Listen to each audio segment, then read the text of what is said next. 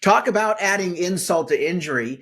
After destroying businesses in California, the politicians now have proposed to allow people to sue businesses that shut up shop and leave the state. They're also trying to impose massive penalties on businesses that shut down. Coming up, we'll tell you all about these insane proposals and what we're doing to fight back.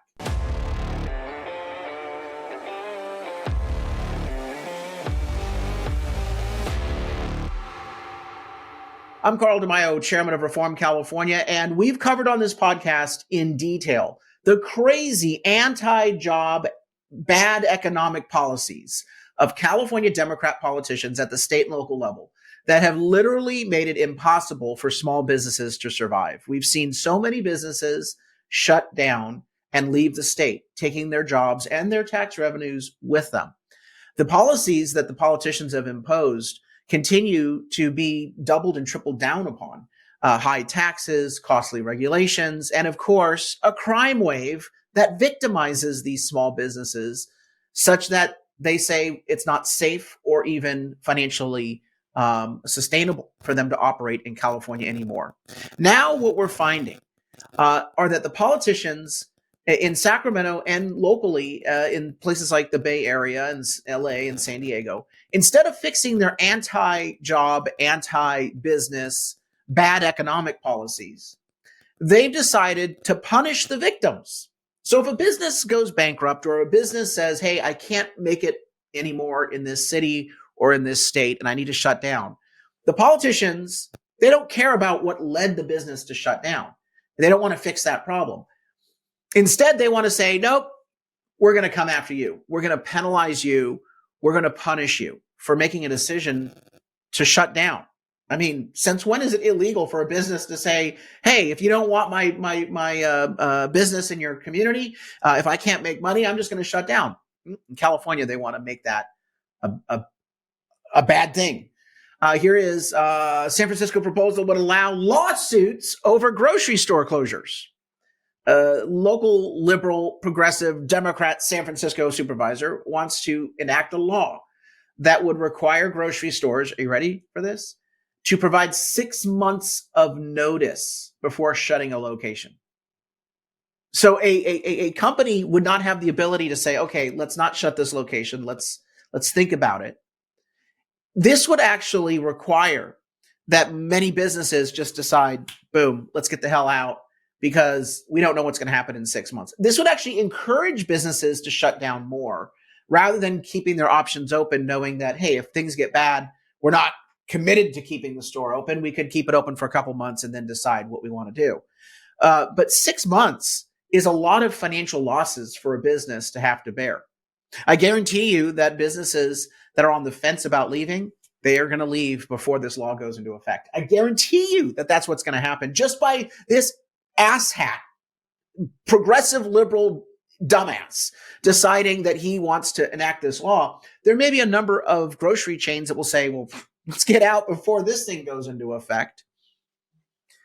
He's trying to victimize, again, his own victims, and the victims are businesses. His name is Dean Preston. He's calling it the Grocery Protection Act. Well, if you really wanted to protect people's access to groceries and protect the jobs of grocery workers, you'd stop imposing crazy rules on them, and you would stop the crime wave that they're being victimized by. The proposal will require grocery owners to provide 6 months written notice to the Board of Supervisors, as well as the Office of Economic and Workforce Development of the city, before they shut down. They'd also be required to post notices at all entries and exits to inform the public, customers, and the general workforce. This 6 months requirement is just so predatory because it's telling the business, yeah, we've screwed up as politicians. We've created conditions whereby you can't operate anymore, but we've decided to drag out your agony and pain. This is not the only place that the liberals are doing this to businesses. How about the vacancy tax? This has been something that's been used a lot in these liberal cities. And basically what they're saying is that if a store shuts down, then a vacant storefront would be fined for being vacant.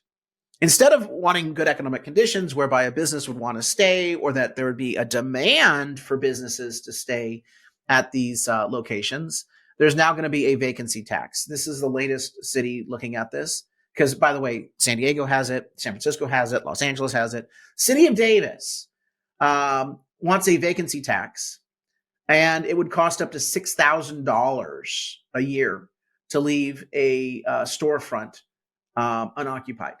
$6,000 per year to have a vacant storefront. This is absolutely insane. We are finding yet another punishment on the victims of bad economic policies. Now, if you take a look at the opposite spectrum, and that is criminals who are competing with lawfully compliant small businesses and retail outlets. In San Francisco, it's a big problem, and it's also a problem in several other California cities, where you have these street vendors who are selling, the most generous way to call it, selling items without proper licensing and zoning, without proper business rules and regulations being adhered to.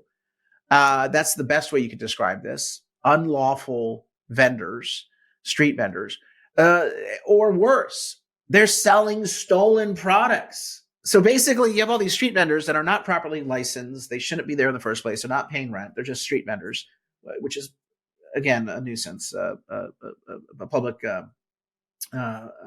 blight. But where are they getting their products? You know damn well that a good number of the vendors, a good number of the products are getting them from the criminals who steal from the properly licensed and regulated business establishments in town. Quote, this is from Politico. Mayor London Breed calls it Walgreens on the sidewalk. No, these are scammers on the sidewalk, not Walgreens on the sidewalk. Walgreens actually is a legitimate company, and it is regulated. It pays business taxes. It actually has a business license. It does things in zoned locations. It's not Walgreens on the sidewalk. It's scammers on the sidewalk. She says that it's often difficult to get the vendors off the street, even if they're selling stolen goods. So it's hard to go after people who are operating unlawfully, but now you're making it even more difficult, more a nightmare for lawful businesses to exit the state of California. You've got too few of the lawful businesses wanting to stay and too many of the unlawful businesses wanting to set up shop. Welcome to the socialist paradise, the crap hole that has become California under one-party rule. And so I wanted to point this out because nobody is talking about what's really going on here. We're punishing lawful retail establishments, and they want to get the hell out of Dodge. And at the same time, we have all these illegal operators proliferating, and politicians don't seem to want to do anything about that. Now, London Breed is only talking about this because she's losing her reelection bid. So she's trying to pretend like she gives a damn about all these issues. All of her fellow liberals in San Francisco are not going to help her. And even her conversion is convenience, not principle. Meanwhile, the powerful labor union bosses and these billionaire woke liberal donors want to kill the common sense reforms to try to stop the crime wave that's causing a lot of these retail operations to leave.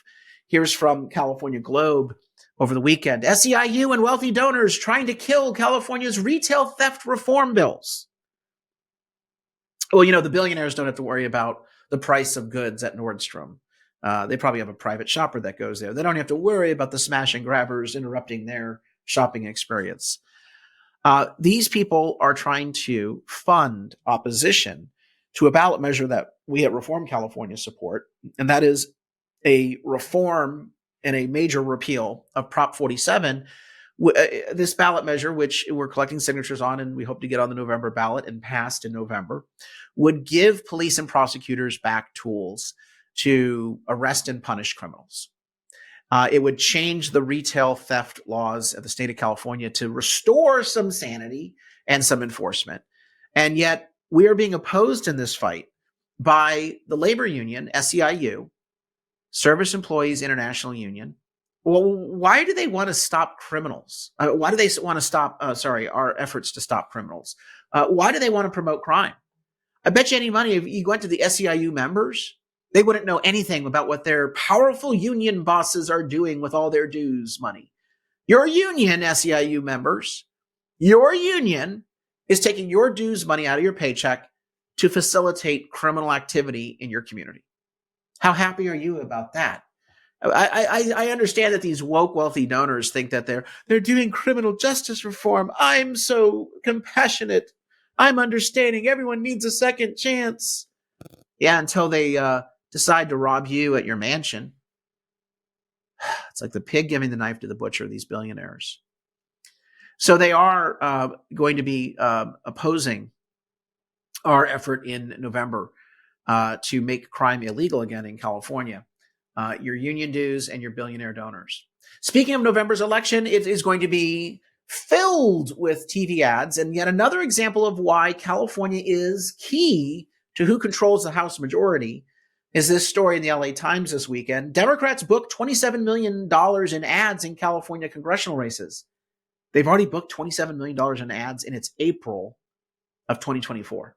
We are months away from the general election, and yet the Democrats in Washington know that the road to the House majority travels through California.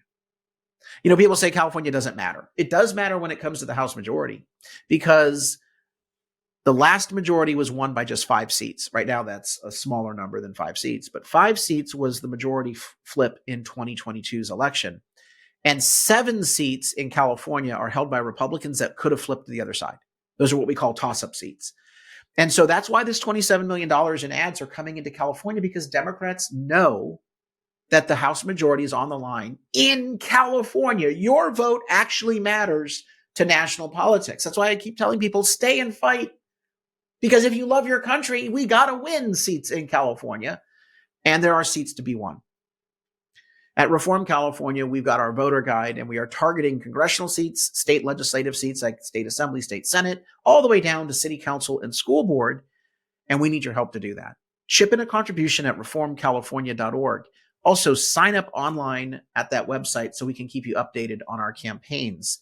In addition to the Prop 47 repeal measure that we're supporting in the November election, there are a number of other ballot measure campaigns that we're fighting on. We're fighting to stop the repeal of Prop 13 so that you can keep your property tax savings. And we're trying to make it harder for politicians to enact new taxes like that utility rate scheme based on your income. We have an initiative, the California Taxpayer Protection Initiative, that would stop higher taxes in California and make it illegal for them to raise your utility rates through that income-based utility rate scheme. Sign up on that website, contribute on that website so you can power our movement to make a difference in California politics. Those are the stories we're following today. Until next time, Carl DeMaio, chairman of Reform California. Help us break through the censorship of the liberal media. Like this video, subscribe to this channel, and smash that notification button so you can stay up to date on all the developments in California news and politics. Also, please visit the website, reformcalifornia.org, for ongoing news coverage and to join one of our campaigns in the fight to take back our state.